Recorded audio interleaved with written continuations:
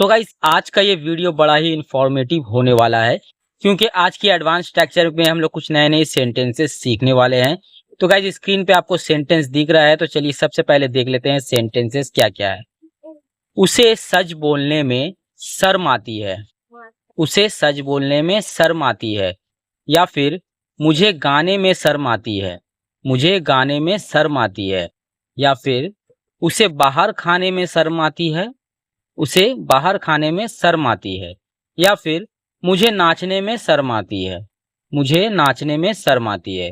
तो गाइज यहाँ पे जितने भी सेंटेंसेस मैंने बोले हैं, सारे सेंटेंस में आपको एक चीज तो कॉमन दिखा ही है। अगर आप नोटिस करते हो, देखिए यहाँ पे शर्म आती है, शर्म आती है, शर्म आती है, ये सारे सेंटेंस में आपको कॉमन दिख रहा है। तो जब भी किसी सेंटेंस में आपको ये वाला वर्ड का यूज करना हो, शर्म आती है, तो वहां पे आपको इंग्लिश में एक स्ट्रक्चर का यूज करना है। तो वो स्ट्रक्चर क्या है वो जान लेते हैं। वो स्ट्रक्चर जानने से पहले आपको मेरी वीडियो पसंद आए तो वीडियो को एक लाइक और चैनल को सब्सक्राइब कर देना है, ठीक है। तो चलिए वो स्ट्रक्चर क्या है जान लेते हैं। ऊपर की साइड मैंने स्ट्रक्चर लिख रखा है, तो चलिए स्ट्रक्चर देख लेते हैं। तो गाइज यहाँ पे स्क्रीन पे आपको स्ट्रक्चर दिख रहा होगा। देखिए सबसे पहले सब्जेक्ट का यूज करना है, उसके बाद फिल या फिल्स, ये सब्जेक्ट के हिसाब से फिल या फिल्स का यूज होगा। उसके बाद साई ऑफ का यूज करना है। सब्जेक्ट फिल या फिल्स यूज होगा। फिल या फिल्स यूज कैसे होता है, कहाँ पे फिल यूज होगा, कहाँ पे फिल्स यूज होगा, वो मैं जब ये सेंटेंस ट्रांसलेट करूंगा वहां पे आपको अच्छे से क्लियर कर दूंगा, ठीक है। पहले सब्जेक्ट, उसके बाद फिल या फिल्स का यूज करना है, उसके बाद साई ऑफ, ओके। और उसके बाद वर्ब का यूज करना है। जो वर्ब रहेगा उसके साथ आपको आईएनजी देना है। उसके बाद ऑब्जेक्ट का यूज करना है, ठीक है। अब चलिए यहाँ पे सेंटेंस ट्रांसलेट करके देख लेते हैं कि ये जो मैंने बताए हैं स्ट्रक्चर, इस स्ट्रक्चर के सेंटेंस कैसे ट्रांसलेट होगा, चलिए वो सीख लेते हैं। तो चलिए नीचे की ओर आते हैं। यहाँ पे मैं आपको दिखा देता हूँ कैसे ट्रांसलेट होता है सेंटेंस। तो चलिए सबसे पहला सेंटेंस ट्रांसलेट करके देख लेते हैं। उसे सच बोलने में शर्म आती है। उसे सच बोलने में शर्म आती है। तो उसे का इंग्लिश क्या है? उसे का इंग्लिश होगा ही।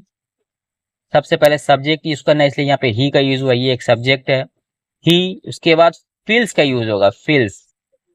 यहाँ पे फील का यूज नहीं होगा, फील्स का यूज होगा, एस जुड़ जाएगा लास्ट में। क्योंकि ही एक थर्ड पर्सन है, इसलिए यहाँ पे फील्स का यूज हुआ है।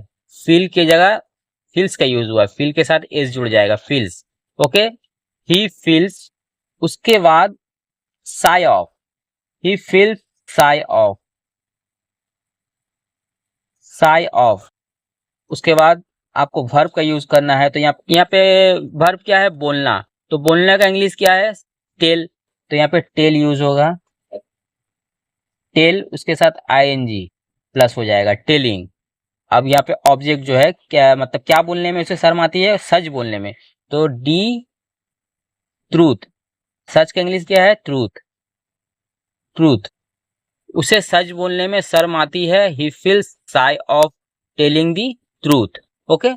चलिए नेक्स्ट एग्जांपल देखते हैं। मुझे गाने में शर्म आती है। मुझे गाने में शर्म आती है। तो यहाँ पे सब्जेक्ट क्या है? मुझे। मुझे मतलब आई, आई। उसके बाद फील का यूज होगा, यहाँ पे फील्स नहीं होगा, यहाँ पे फील का यूज होगा। क्योंकि यहाँ पे थर्ड पर्सन नहीं है, इसलिए यहाँ पे फील का यूज हुआ है।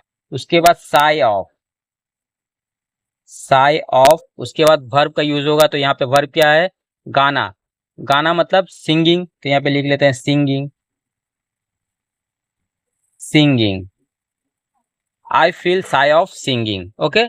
चलिए नेक्स्ट एग्जांपल देखते हैं। उसे बाहर खाने में शर्म आती है।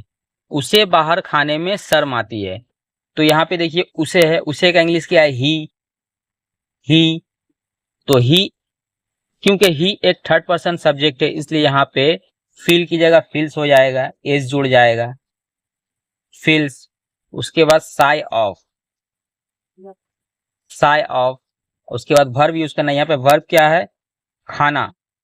खाने का इंग्लिश क्या है? ईटिंग, ईट। उसके साथ आईएनजी जुड़ेगा, ईटिंग।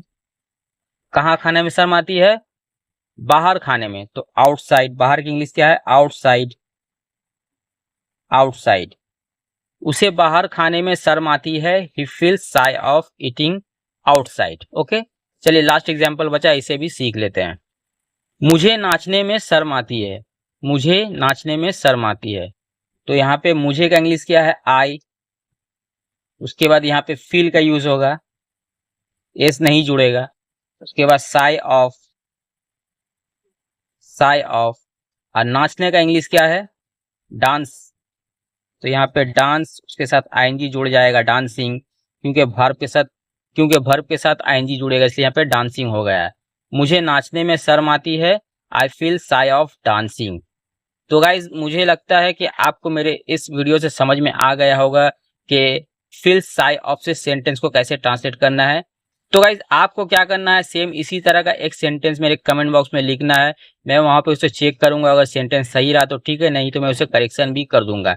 ओके, तो गाइज मिलते हैं किसी और नए से एडवांस इंग्लिश स्ट्रक्चर के साथ। तब तक के लिए अलविदा। गाइज आपको मेरी वीडियो अगर पसंद आए तो वीडियो को एक लाइक और चैनल को सब्सक्राइब कर देना है।